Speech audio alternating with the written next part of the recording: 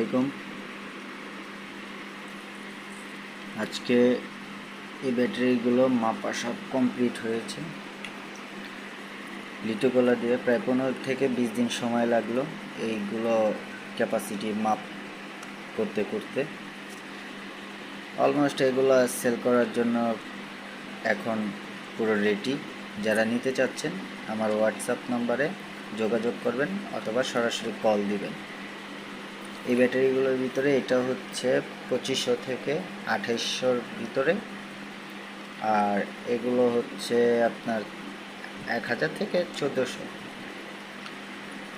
এগুলো এখন proper test করা।